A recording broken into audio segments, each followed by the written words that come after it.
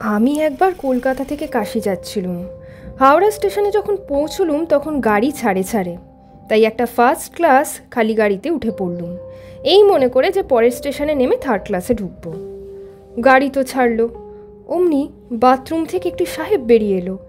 ঝাড়া 6.5 ফুট লম্বা, মুখ রক্তবর্ণ আর চোখ গুগলির মতো। নমস্কার, গল্পের আসর উইথ মধুবন্তী চ্যানেলে সবাইকে জানাই স্বাগত। আশা করি আপনারা সবাই ভালো আছেন। আজ থাকছে প্রমথ চৌধুরী রচিত একটি গল্প। গল্পের নাম ফার্স্ট ক্লাস ভূত। প্রমথ চৌধুরী বাংলা ভাষার অন্যতম সাহিত্যিক।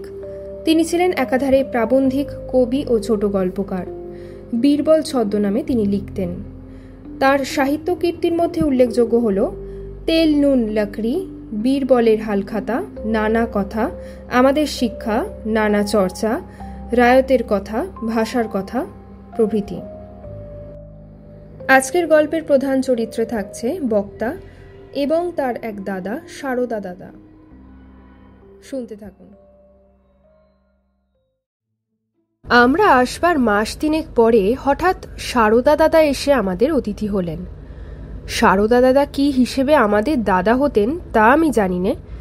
তিনি আমাদের জ্ঞাতি নন, কুটুম্বও নন, গ্রাম সম্বন্ধে ভাইও নন। তার বাড়ি আমাদের গ্রামে নয়। দেশ তার যেখানেই হোক সেখানে তার বাড়ি ছিল না। তিনি সংসারে ভেসে বেড়াতেন। আমাদের অঞ্চলে সেকালে উইয়ে ঢিবির মতো দেদা জমিদার বাবু ছিলেন, আর তাদের সঙ্গে তার একটা না একটা সম্পর্ক ছিল। সে সম্পর্ক যে কি তাও কেউ জানত না, কিন্তু ওর বাড়িতে অতিথি হয়েই তিনি জীবনযাত্রা নির্বাহ করতেন, আর সব জায়গাতেই তিনি আদর যত্ন পেতেন। তিনি একে ব্রাহ্মণ, তার উপর কথাবার্তায় ও ব্যবহারে ছিলেন ভদ্রলোক। তাই তিনি দাদা হন, মামা হন, দূর সম্পর্কের শালা হন, ভগ্নিপতি হন, সকলেই তাকে অতিথি করতে প্রস্তুত ছিলেন। তার নাকি কাশিতে একটি বিধবা আত্মীয়া ছিলেন, আবশ্যক হলে তার কাছে টাকা পেতেন। সে মহিলাটির নাম সুখদা। সুখদার নাকি ঢের টাকা ছিল, সন্তানাদি কিছু ছিল না। সারদা দাদাকে দেখে আমরা ছেলেরা খুব খুশি হলুম। যদিও ইতিপূর্বে তাকে কখনো দেখিনি, তার নামও শুনিনি, আমাদের মনে হলো তার সঙ্গে কথাবার্তা করে বাঁচব। কলকাতায় আমাদের কোনো আত্মীয় স্বজনও ছিল না, কোনো বন্ধু বান্ধবও ছিল না যার সঙ্গে দুটো কথা কয়ে সময় কাটানো যায়। আর স্কুলের সহপাঠীদের সঙ্গে গল্প করেও চমৎকৃত হতুম না, কারণ সেকালে কলকাতায় ছেলেদের কথাবার্তার রস কলকাতার দুধের মতোই ছিল নেহাত জোলো। সারদা দাদা রোজ সন্ধ্যাবেলায় আমাদের দেদার গল্প বলতেন। জীবনে যা তিনি দেখেছেন তারই গল্প। মা অবশ্য আমাদের সতর্ক করে দিয়েছিলেন যে সারদা যা বলে তার 16 আনাই মিথ্যা, কিন্তু আমরা তাতে ভরকাইনি। কেননা মিথ্যে কথা আদালতে চলে না, কিন্তু গল্পে দিবারাত্র চলে। সে যাই হোক, সারদা দাদা বেশিরভাগ ভূতের গল্প বলতেন। তবে সে কথা মার কাছে ফাঁস করিনি। শুনেছি বাবার একজন প্রিয় তামাকওয়ালা দাদার কাছে নিত্য ভূতের গল্প বলতো, ফলে দাদা নাকি রাত্রিরে এ ঘর থেকে ও ঘরে যেতে ভয় পেতেন। তারপর বাবা তার প্রিয় তামাকওয়ালার আমাদের বাড়ি আসা বন্ধ করে দিলেন, পাছে মা সারদা দাদাকে বিদায় দেন। এই ভয় মার কাছে এক গল্প সাহিত্যের আর পুনরাবৃত্তি করতুম না। তাছাড়া কলকাতা শহরে তো ভূতের ভয় নেই। রাস্তায় আলো, পথের ধারে শুধু বাড়ি, জঙ্গল নেই। ভূতেরা আলোকে ভয় করে ও মানুষের চেঁচামেচিকে। কলকাতায় আলো যতটা না থাক, হল্লা দেদার আছে, আর হট্টগোলের মধ্যে ভূত আসে না। সারদা দাদা শুধু সেই সব ভূতের গল্প বলতেন যাদের তিনি স্বচক্ষে দেখেছেন। আমি তাকে একদিন জিজ্ঞেস করলুম, আপনি কি কখনো সাহেব ভূত দেখেননি? সারদা দাদা উত্তর করলেন, দেখব কোত্থেকে, সাহেবরা তো এদেশে আর মরে না, আর না মরলে ভূত হবে কি করে? দেখো, ট্রেনে এত বড় বড় কলিশন হয় যাতে হাজার হাজার দেশি লোক মরে, কিন্তু তাতে কোনো সাহেব মরেছে এমন কথা কি কখনো শুনেছ? তবে এত গোরস্থান কাদের পোতা আছে? সব ফিরিঙ্গি। তবে 2-4 জন সাহেব যে মরে না এমন কথা বলছি না, কিন্তু যারা মরে ভূত হয় তাদের আমরা দেখা পাইনে। কেন? এদেশে তারা গাছেও থাকে না, হেঁটেও বেড়ায় না, তারা ট্রেনের ফার্স্ট ক্লাস গাড়িতে চড়ে।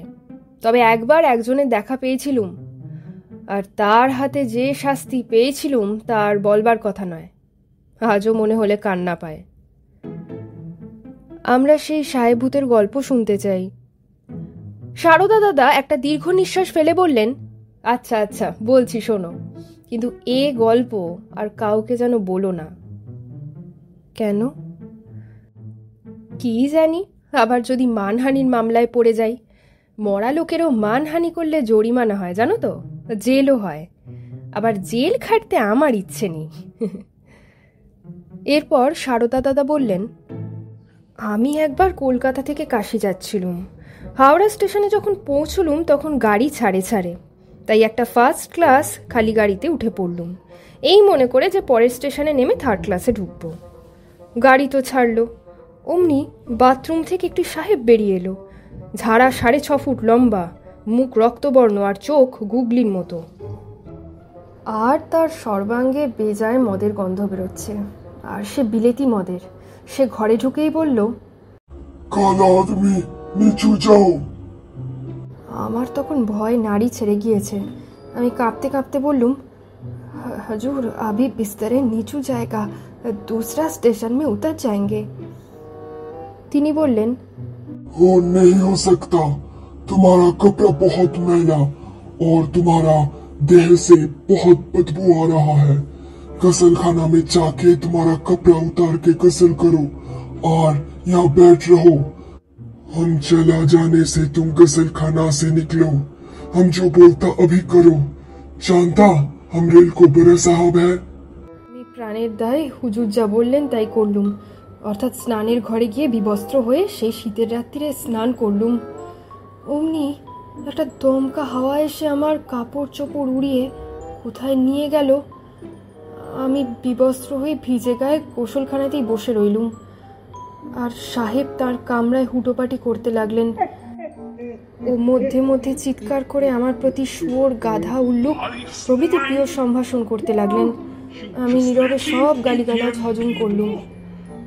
প্রায় ঘণ্টাখানেক এভাবেই কেটে গেল। আমি ভিজে গায়ে হিহি করে কাঁপছি, সর্বাঙ্গে এক টুকরো কাপড় নেই, আর পাশের ঘরে বড় সাহেব মদ খাচ্ছেন আর লাফাচ্ছেন। মাঝখানে গাড়ি হঠাৎ মিনিট খানেকের জন্য থামলো। ক্লিক করে একটা আওয়াজ হলো, ছিটকিনি খোলবার আওয়াজ। তারপর গাড়ি ফের চলতে লাগলো। পাশের ঘরে টু শব্দটি নেই, তাই আমি স্নানের ঘর থেকে বেরিয়ে সে ঘরে যাওয়ার চেষ্টা করলুম। ও সর্বনাশ! বড় সাহেব স্নানের ঘরের দৌড়ে ছিটকিনি টেনে বন্ধ করে দিয়েছেন। আমি সেই অন্ধকূপের ভেতরে আটকে থাকলুম। আধ ঘন্টা পরে গাড়ি বর্ধমানে এসে পৌঁছলো, আর আমি বাথরুমের জানলা দিয়ে মুখ বাড়িয়ে যা থাকে কপালে ভেবে কুলি কুলি করে চিৎকার করতে লাগলুম। তারপর একজন কুলি এসে ছিটকিনি খুলে আলো জেলে আমাকে বিবস্ত্র অবস্থায় দেখে ভূত ভেবে পালিয়ে গেল। শেষটা স্টেশন মাস্টার বাবু এসে ভূত নেহি হ্যাঁ চোর হ্যাঁ এই বলাতে কুলিরা পাশের ঘরে ঢুকে আমাকে মারতে মারতে আধমরা করে প্ল্যাটফর্মের ওপর টেনে নিয়ে গেল। স্টেশনবাবু বললেন, শিগগির ওকে একটা কাপড় পরিয়ে দে। একজন আমাকে একটা ছেঁড়া কাপড় দিল। সেই কাপড় পরে আমি স্টেশনবাবুকে সব কথা বললুম। তিনি বললেন যে রেলের বড় সাহেব এখন সিমলায়, তাছাড়া এই ট্রেনে কোনো সাহেব কোনোদিন আসেওনি, কোথাও নেমেও যায়নি। এখন বুঝলুম যার হাতে আমি নাস্তানাবুদ হয়েছি সে সাহেব নয়, সাহেবের ভূত। তারপর স্টেশনবাবু আমাকে থানায় পাঠিয়ে দিলেন। সেখানেও প্রথমে এক পত্তন মার হলো, তারপর দারোগাবাবুর জেরা। উফ! তার পরদিনই দারোগাবাবু আমাকে আদালতে হাজির করলেন। হাকিমবাবু ছিলেন অতিশয় ভদ্রলোক, উপরন্তু উচ্চশিক্ষিত। তিনি গাড়িতে ভূতের উপদ্রবের কথা সম্পূর্ণ বিশ্বাস করলেন, কিন্তু ভগবানের দোহাই ও ভূতের দোহাই ইংরেজদের আদালতে চলে না। অগত্যা তিনি আমাকে 1 মাসের মেয়াদে জেলে দিলেন। আমার অপরাধ বিনা টিকিটে, বিনা বসনে ফার্স্ট ক্লাস গাড়িতে গাঁজা খেয়ে ভ্রমণ। ভাবা যায়? এখন তোমরা ফার্স্ট ক্লাস ভূতের কথা তো শুনলে, এদের তুলনায় পার আগে ভূতেরা ঢের বেশি সভ্য, তাই না?